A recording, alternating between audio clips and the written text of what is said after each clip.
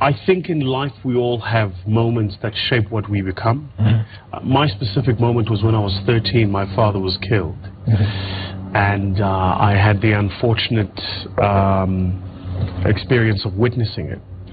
I think when you go through something like that, it changes your perspective and how you see the world. So I became a very mature 13-year-old. And my mother often says to me, I never became younger after that. When I was 15, I started public speaking. When I was 17, I won the Africa Championship. When I was 19, I set the world record. When I was 22, I betted my own world record. So I was going through a sort of a period of success, specifically in public speaking. But I think my story is like, you know, it's the quintessential African story. I was raised by a single woman. There were 5 of us at home. She took us all to school. She made sure that we were all catered for, and she worked really hard to make sure that I could become the person I am today. So it was very interesting. I mean, I got to a stage in my life where I realized I didn't want to work for someone else. And I'd done fairly well working for other people, but I wanted to start my own business, and I did. And one of the things about starting your own business, any entrepreneur or would-be entrepreneur, even failed ones will tell you, is you never make money as fast as you think you're going to make money. The costs pile up much faster than they should. So the Excel spreadsheet is wrong, because the Excel spreadsheet says you're going to make money, the costs are going to go down. It's actually the other way around, right? So I ended up living in my car. I had an office in Pretoria in South Africa, and I ended up living in my car for 7 months. I used to sleep in the car, go upstairs to the office, work during the day, and at 11 o'clock at night go down to the car again, which is in the dead of coldest winters in South Africa. So you sleeping downstairs in the basement, it's freezing. I remember I couldn't switch on the car in the ignition and have the car running, to have the car warm, because if I did that I would waste fuel, and I needed the fuel to go and see clients. But you learn to be innovative. So one of the major things in my country, I see a lot of it here in Kenya as well, is as people have people like hierarchy. So if you have a secretary, it's really important. You know, got to have a secretary. So I couldn't afford a secretary, so I was my own secretary. And I got really good at switching my voice to be my own secretary. So clients would call, "Hi, can I speak to Vusi?" And there'd be one voice. And then I'd say, "Hold on," and I'd take my cell phone and play music. And, and they thought they were being switched to the other line. And then I'd come on the line, you know, next minute, and it would be me. But I think certainly in the early days, all entrepreneurs, you have to learn to muster resources and to do with the resources that you've got. I think there've been several, you know, the thing about entrepreneurship, business generally, but entrepreneurship more specifically, is it's a perpetual state of the next thing. So there've been several. The very first one, and this is for me probably one of my most important messages to entrepreneurs, is don't give up. So I was let me put it to you this way. There are some things in life that you get to get over, and there are some things in life you just have to get through. The dark days of entrepreneurship is something you have to get through. You can't get over it. So many people try to find ways to get over it really quickly and shorten the experience. What actually happens when you're going through that testing time in your life is the universe is testing your mettle. So entrepreneurs, in entrepreneurship, you could have 100 degrees. It doesn't matter. What matters at the end of the day is your ability to go through the difficult period. So I often say an entrepreneur's PhD is his ability to go through a difficult period. So for me, it was going through that difficult period. And I'll tell you a story. One day, out of nowhere, the phone rang. But 7 months later, I was dead broke, all of my money gone. I didn't even have money for the next meal. And for some strange reason, somebody phoned that day, and that was my first client. And that was the very first tipping point. And what you realize, it's just like a cold winter. You just have to take a blanket, sit in the corner, get warm, and wait for it to end. That's kind of what precipitates many of the breakthroughs you'll experience as an entrepreneur. My own experience is that most people spend their lives in the pursuit of an idea of an identity that has been pre-assumed for them. right? And it's a real pity because you try to live up to a framework someone wrote for you that says this is who you are. So it could be, oh, you know, Willis, you are a young Kikuyu man. So you must go into business because Kikuyus are good in business, yeah? And but you must be academic as well because, you know, that's a family thing. So somebody, it's like I was saying to this to a friend of mine, it's almost as if there is a computer software that's written and somebody codes the software and all of a sudden you're expected to live into the code of the software. Right. Africans especially are very, very bad at this, you know. So you have older Africans, and if you come up the ranks as a young African, before they listen to the substantive content, they go, yeah, but you're young. Yeah. Right? When actually one of the things they don't realize in the Fortune 500 in the Americas today, in the Fortune 500, for the first time in history, 26% of the companies run in the Fortune 500 are run by people under the age of 35. That's never been the case ever in the world before. The most disruptive businesses in the world today are started by young people. So young people are beginning to usurp and claim their space in the world. But it only starts when you and I find our own truth. When you are able in our own minds to be clear about who we are, what we stand for, and why we are on this earth. I can't be you the way you can be you. And nor can you do it the other way around. Now, I know you do a fantastic TD Jakes impersonation. I know this about you because I've seen you do it. Right? I've seen you do it. But there is a certain hardware, a software coding in your system that makes you who you are, that even if I could do the most amazing Willis Raburu impression, I could never be Willis Raburu. And it's important for people to find their own truth, to embrace it, and to bring themselves to the world.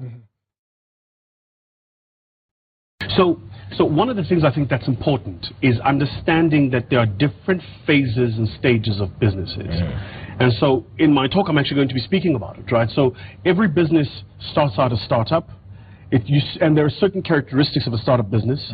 You then become a survivalist business. And so one of the things I've noticed the number of times I've been to Kenya is there are a lot of survivalist businesses. People who have a business as a side hustle to put money, you know. So there's a lot of survivalist business. And then after that you become something that we call a growth business. So you begin to show symptoms of growth, a business that can really change society. Right? I'm interested in growth businesses because I think as an African, I want to see this continent do better. Right? And I'm invested in the continent doing better because my whole capital exposure is in all of Africa. Right? So I want the continent to really do well. I do think it's important to say, in terms of what I'll be speaking about at the conference, that as much as I'm going to be speaking and sharing knowledge, I'm also here to learn. Because I'm an open book. So I want to learn and hear what people are doing in their own spaces and different things, and seeing what perspective they will be bringing to the conversations. But let me just end it with this, that I think it's important for young entrepreneurs to understand that all change throughout history has been precipitated by knowledge. If you don't know, you can't move.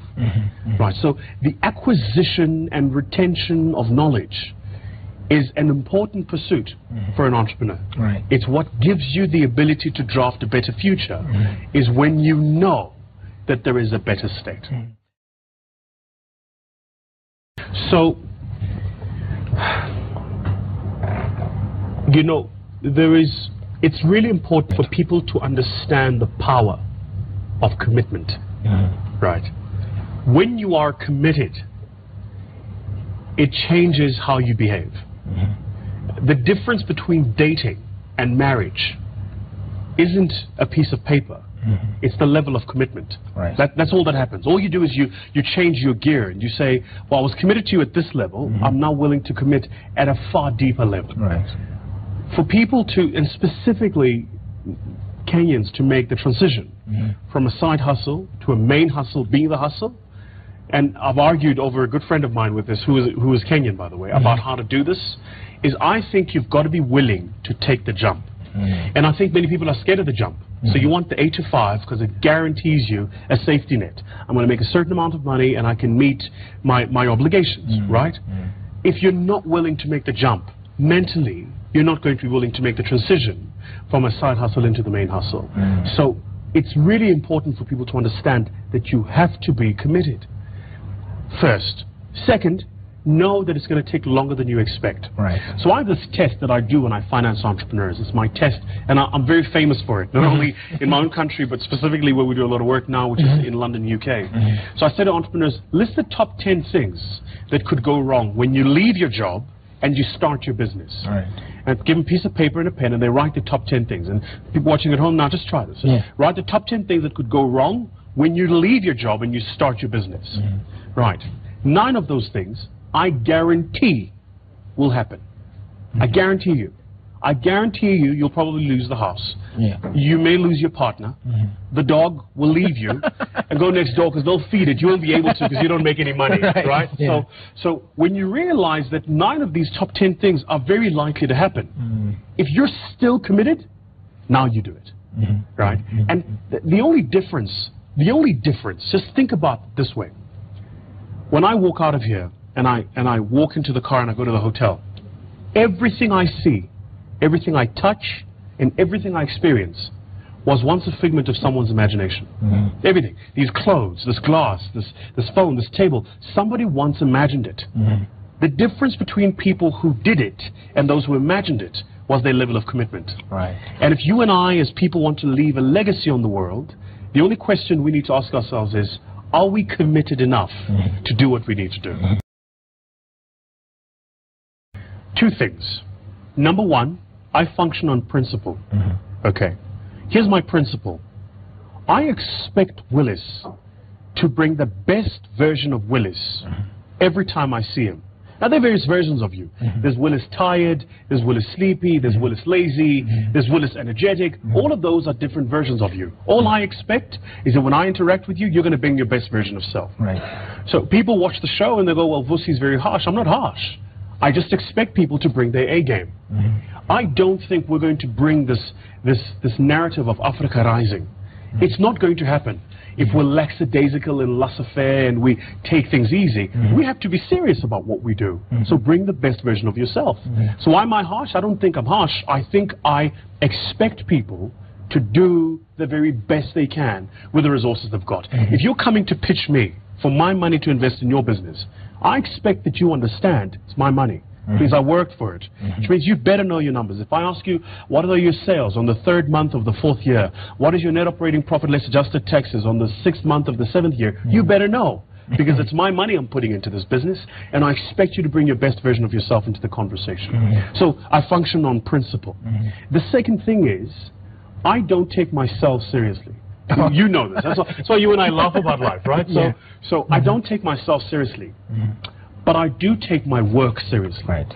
And people often can't make the distinction. I'm happy to be, you know, colloquial and enjoy company and the rest of it, but when we are building, and my vision is to build the largest Pan-African venture capital fund the continent has ever seen, right?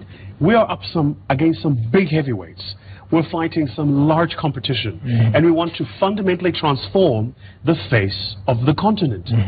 I don't have time to worry about the small nitty-gritties and being soft on people's feelings. Come on. We're trying to shape the future here, right? And if you're shaping the future, you need to be very hard on the present to make sure that you can get there. Here's a good example. You know, yesterday when I landed, I sat in the famous Nairobi traffic. Famous Nairobi traffic. 2 hours from the airport to the hotel, right? And it started raining. And on the side of the road, there was this old car. And there was clearly something wrong with the car. The hazards were flashing. And there was a guy sitting inside the car. It looked like an old man. He was on the phone. I didn't feel compelled to stop and help him. Because he was in the car, on the side of the road, lights flashing, on the phone. He wasn't helping himself. Why am I helping him? But if we were driving past him, and this was on an incline, and he was outside his car, and he had his jacket over his head protecting himself from the rain, and he was pushing his car uphill and battling. Every meter he pushed forward, the car rolled back too. There is something about me as a human being that would have felt compelled to ask the driver to stop, get out the car and help him. People help people who help themselves. Right. So when you're asking the question, how do I start? I'm one man. Understand that until you do, you can't expect others to follow. Right? So all leaders lead from the front, and you have to be willing to do. Let me say this very quickly. The art of starting, Willis, is to start. Don't be academic about this thing. Register the company, get a bank account, get a logo, get a website, get trading. Right? And you know, when you start trading, that's when you understand the subtle nuances of your business and you can start making changes. But until then, it's all academic theory. So the art of starting is just start. Look, until, this is why I spoke about commitment. Right. Was I scared when I started my first business? Yes. I was petrified. You know, I once had the great privilege, in fact twice, I've had the great privilege of meeting the now late, the great Nelson Mandela. Right. Both times, one of the things that stuck out to me was how scared he was. He was scared. 27 years he spent in prison. His very first son passed away, and by royal Xhosa culture, which he is, he was intended to bury his son, and the government wouldn't let him bury his son, right? He was scared. For 27 years, they could have killed him at any point in time. They were dropping people from 16-story buildings because of the regime at the time. He was scared, but he stayed committed. This is why commitment matters. And if you're scared of starting, and you're not willing to overcome that fear, then I'd say to you, don't. You don't start. You have to make a personal commitment to go beyond fear to promise. But it's a personal commitment. Because this is only going to be here speaking at the conference for 2 days. After that, I'm gone. Right. You're the person who has to be in the business, running the business, making the decisions every single day.